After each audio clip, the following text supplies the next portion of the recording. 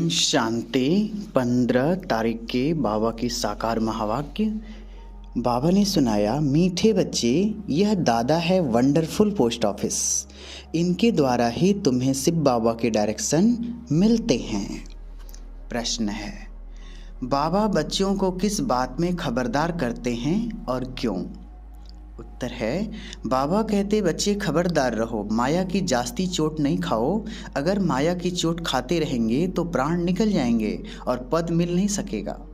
ईश्वर के पास जन्म लेकर फिर कोई माया की चोट से अगर मर जाए तो यह मौत सबसे खराब है। जब माया बच्चों से उल्टे काम कराती है तो बाबा को बहुत तरस पड़ता है, इसलिए खबरदार करते रहते हैं। गीत है, तुम्हारे बुलाने को। ओम शांति। बाप को बुलाने का समय होता है तभी जबकि मनुष्य आत्मा दुखी होते हैं, क्योंकि भिखारी बन जाते हैं। दुखी किससे होते हैं यह भी तमोप्रधान मनुष्य नहीं जानते। दुखी करता है 5 विकारों रूपी रावण। अच्छा, उसका राज्य कब तक चलता है? जरूर दुनिया के अंत तक राज्य चलेगा। अब कहेंगे रावण राज्य है, राम राज्य, रावण राज्य नाम तो मशहूर है। रावण राज्य को भारत में ही जानते हैं, देखने में आता है। दुश्मन भी भारत का ही है। भारत को रावण ने ही गिराया है। जब से देवता वाम मार्ग में गए अर्थात भिखारी बने, दुनिया यह भिखारी बने हैं, दुनिया यह नहीं जानती। भारत जो निर्विकारी था वह विकारी कैसे बना? भारत की ही महिमा है। भारत श्रेष्ठाचारी था, अब पतित है। जब से पतित बनना शुरू किया तब से भगत पुजारी बने हैं, तब से ही भगवान को याद करते आए हैं। यह तो समझाया गया है कि कल्प के संगम युगे युगे बाप आते हैं। कल्प के 4 युग तो हैं, बाकी 5वें संगम युग पर किसको भी पता नहीं है। वह तो संगम युग कह देते हैं। बाप कहते हैं युगे युगे तो कितने संगम हो गए। सतयुग से त्रेता, त्रेता से द्वापर, द्वापर से कलयुग। परंतु बाप कहते हैं कल्प के संगम युगे बाप को आना ही है। इनको कल्याणकारी पुरुषोत्तम युग कहते हैं। जबकि मनुष्य पतित से पावन होते हैं। कलयुग के बाद फिर सतयुग आता है। सतयुग के बाद फिर क्या होता है? त्रेता आता है। सूर्यवंशी लक्ष्मी नारायण का जो राज्य था वह फिर चंद्रवंशी बनते हैं। त्रेता में है राम राज्य, सतयुग में है लक्ष्मी नारायण का राज्य। लक्ष्मी नारायण के बाद राम सीता का राज्य आता है। सतयुग त्रेता जरूर बीच में संगम होगा। फिर उनके बाद इब्राहिम आता है, वह है उस तरफ, उनका यहाँ तैलुक नहीं। द्वापर में फिर बहुत ही होते हैं, इस्लामी, बौद्धी, फिर क्रिश्चियन आदि। क्रिश्चियन धर्म स्थापन हुए 2000 वर्ष हुआ। कोई थोड़ा बहुत हिसाब निकालते हैं। अब संगम के बाद सतयुग में जाना होता है। यह हिस्ट्री जागृति बुद्धि में होनी चाहिए। गाया भी जाता है, ऊंचे ते ऊंचा भगवान, उनको ही त्वमेव माता च पिता कहा जाता है। यह है ऊंचे ते ऊंचे भगवान की महिमा। तुम माता पिता किसको कहते यह कोई नहीं जानते। आजकल तो कोई भी मूर्ति के आगे जाकर कहते हैं तुम माता पिता। अब माता पिता किसको कहें? क्या लक्ष्मी नारायण को, ब्रह्मा सरस्वती को, शंकर पार्वती को यह भी जोड़ा दिखाते हैं, तो माता पिता किसको कहना चाहिए? यदि परमात्मा फादर है तो जरूर मदर भी चाहिए। यह जानते नहीं कि माता किसको कहा जाए। इसको गुह्य बातें कहा जाता है। क्रिएटर है तो फिर फीमेल भी चाहिए। महिमा तो एक की करेंगे ना, ऐसे नहीं कभी ब्रह्मा की करेंगे, कभी विष्णु की करेंगे, कभी शंकर की। नहीं, महिमा एक की ही करते हैं। गाते भी हैं कि पतित पावन आओ, तो जरूर अंत में आएंगे। युगे युगे क्यों आएंगे, पतित होते ही हैं अंत में। पतितों को पावन बनाने वाला बाप, उनको जरूर पतित दुनिया में आना पड़े, तब तो आकर पावन बनाएंगे। यहाँ वहाँ बैठ थोड़े ही बनाएंगे। सतयुग है पावन दुनिया, कलयुग है पतित दुनिया। पुरानी दुनिया को नया बनाना बाप का ही काम है। नई दुनिया की स्थापना और पुरानी दुनिया का विनाश। ब्रह्मा द्वारा स्थापना किसकी कराते हैं, विष्णुपुरी की। ब्रह्मा और ब्राह्मणों द्वारा स्थापना होती है। ब्राह्मणों द्वारा यज्ञ रचा जाता है, तो ब्राह्मणों को ही जरूर पढ़ाते होंगे। तुम लिखते हो बाबा ब्रह्मा और ब्रह्मा मुख वंशावली ब्राह्मणों को राजयोग की पढ़ाई पढ़ाते हैं, उसमें सरस्वती भी आ गई। यह ब्राह्मणों का कुल वंडरफुल है। भाई बहन कभी शादी कर न सके, जब कोई आते हैं तो हम उनको परिचय देते हैं कि परमपिता परमात्मा से तुम्हारा क्या संबंध है। पिता तो कहते ही हैं, तो वह हुआ बाप, वह दादा, वर्षा मिलता है उनसे। जो ज्ञान का सागर बेहद का बाप है, देते हैं ब्रह्मा द्वारा, यह ईश्वरी गोद है। फिर मिलती है दैवी गोद, यह भी समझाना सहज है। 4 युगों का हिसाब भी बरोबर है, पावन से पतित भी बनना है। 16 कला से 14 कला, फिर 12 कला में आना है। तुम्हें पहले पहले सबको बाप का परिचय देना है। बाबा से नया कोई मिले तो कुछ समझ न सके, क्योंकि यह वंडर है। बाप दादा कंबाइंड है। बच्चों को भी घड़ी घड़ी भूल जाता है हम किससे बात करते हैं। बुद्धि में सिर्फ बाबा ही याद आना चाहिए। हम सिर्फ बाबा के पास जाते हैं। तुम इस बाबा को क्यों याद करते हो? सिर्फ बाबा को याद करने से तुम्हारे बेकर्म विनाश होंगे। समझो फोटो निकालते हैं तो भी बुद्धि सिर्फ बाबा की तरफ रहे कि यह बाप दादा दोनों हैं। सिर्फ बाबा है तब तो यह दादा भी है। बाप दादा के साथ फोटो निकालते हैं, सिर्फ बाबा के पास इस दादा द्वारा मिलने आए हैं। यह हो गई पोस्ट ऑफिस, इन द्वारा सिर्फ बाबा के डायरेक्शन लेने हैं। यह बड़ी वंडरफुल बात है। भगवान को आना है तब जब दुनिया पुरानी होती है। द्वापर से लेकर दुनिया पतित होना शुरू होती है, अंत में सारी दुनिया पतित हो जाती है। चित्रों पर समझाना है। सतयुग त्रेता को स्वर्ग पैराडाइज कहा जाता है। नई दुनिया सदैव तो नहीं होगी। दुनिया जब आधी पूरी होती है तो उनको पुरानी कहा जाता है। हर एक चीज़ की लाइफ आधी पुरानी आधी नहीं होती है, परंतु इस समय तो शरीर पर भरोसा नहीं है। यह तो आधा कल्प का पूरा हिसाब है, इसमें बदली हो न सके।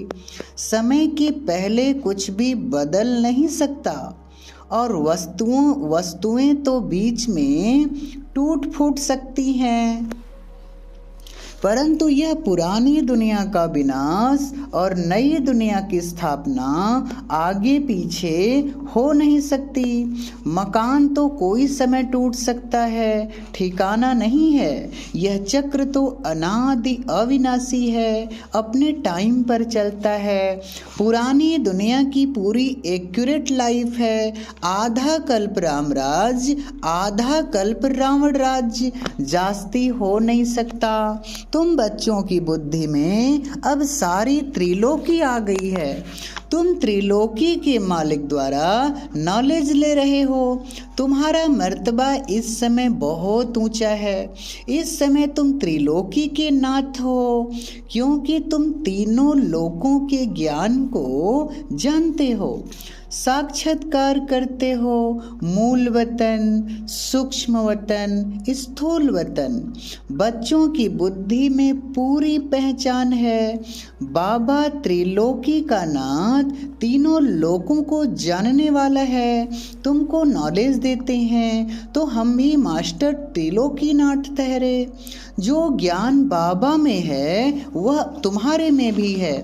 नंबरवार पुरुषार्थ अनुसार फिर सतयुग में तुम विश्व के मालिक बनेंगे। वहाँ तुमको त्रिलोकी के नाथ नहीं कहेंगे। लक्ष्मी नारायण को त्रिलोकी का ज्ञान नहीं रहता है, सृष्टि चक्र का ज्ञान नहीं रहता है। तुम नॉलेजफुल गॉड के बच्चे हो, उसने पढ़ाकर तुमको आप समान बनाया है। तुम जानते हो हम फिर विष्णुपुरी के मालिक बनेंगे। इस समय जो कुछ पास्ट हो गया वह नॉलेज भी तुम्हारे पास है।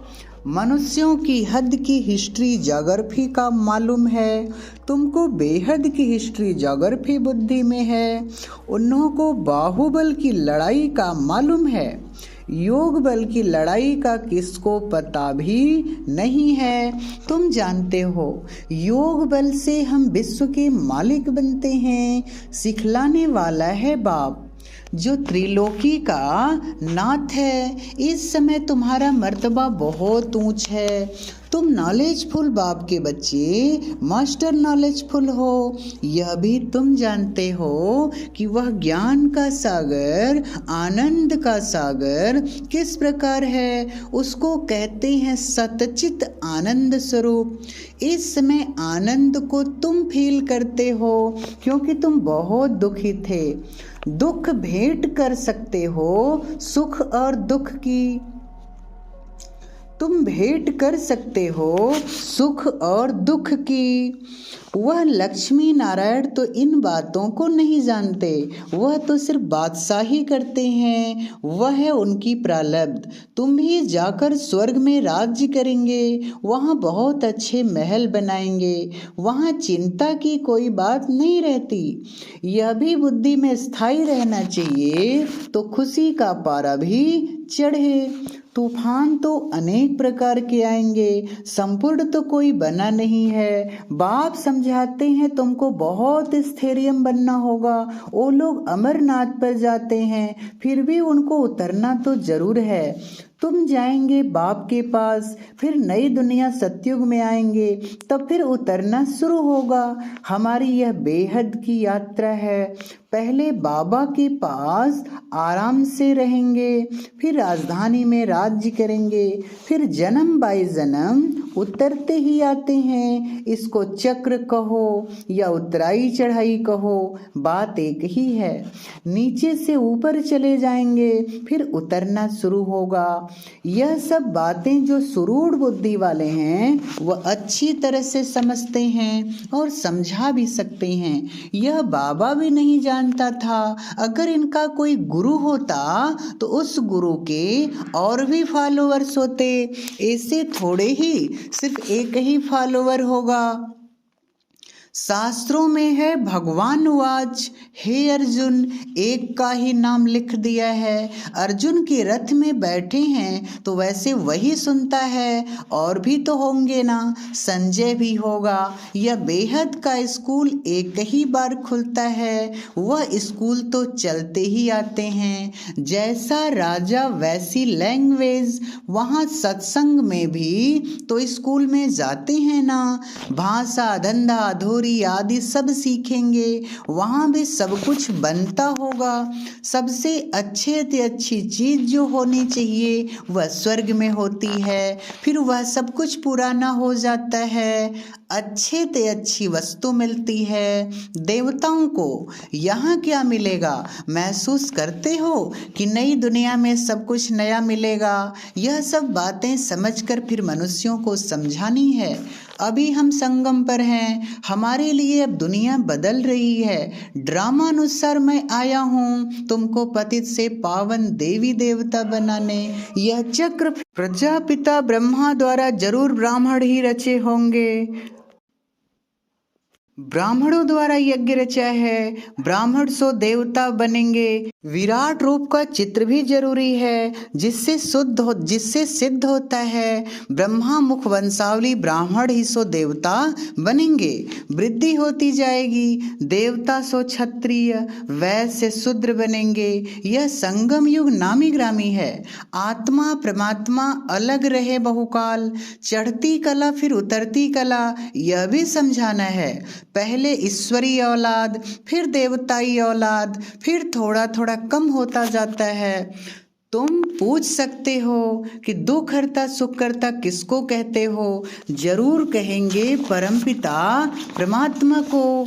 जब दुनिया का दुख मिट जाएगा तो विष्णुपुरी बन जाएगी।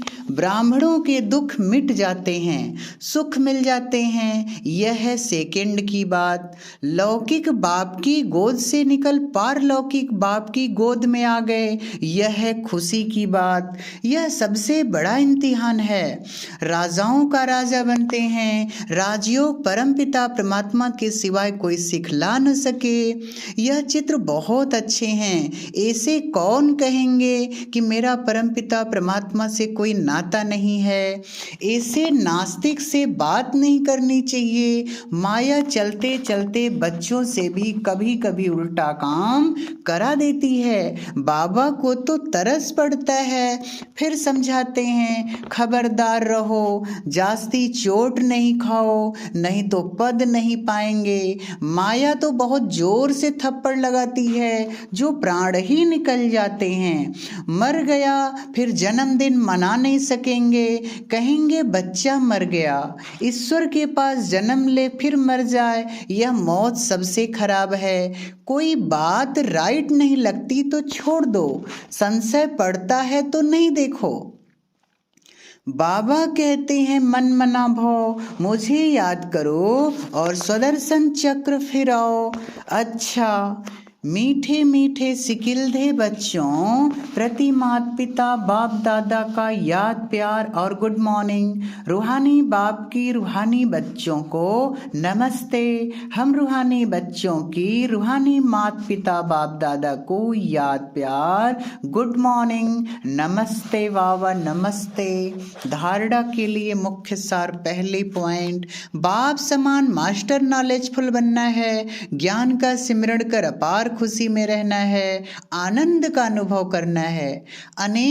दूसरी पॉइंट, अनेक प्रकार के तूफानों में रहते स्वयं को स्थैर्य बनाना है।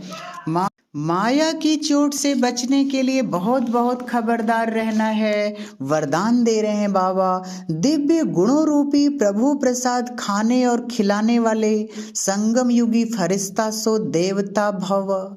स्पष्टीकरण है, दिव्य गुण सबसे श्रेष्ठ प्रभु प्रसाद है। इस प्रसाद को खूब बांटो। जैसे एक दो में स्नेह की निशानी स्थूल टोली खिलाते हो, ऐसे एक गुणों की टोली खिलाओ। जिस आत्मा को जिस शक्ति की आवश्यकता है उसे अपनी मनसा अर्थात शुद्ध वृत्ति वाइब्रेशन द्वारा शक्तियों का दान दो और कर्म द्वारा गुण मूर्त बन गुण धारण करने में सहयोग दो। तो इसी विधि से संगम युग का जो लक्ष्य है फरिश्ता सो देवता, यह सहज सर्व में प्रत्यक्ष दिखाई देगा। स्लोगन है, सदा उमंग उत्साह में रहना यही ब्राह्मण जीवन का श्वास है। लौलीन स्थिति का अनुभव करो, परमात्म प्यार के अनुभव में सहज योगी बन उड़ते रहो। परमात्म प्यार उड़ाने का साधन है। उड़ने वाले कभी धरनी की आकर्षण में आ नहीं सकते। माया का कितना भी आकर्षित रूप हो, लेकिन वह आकर्षण उड़ती कला वालों के पास पहुंच नहीं सकती। ओम शांति।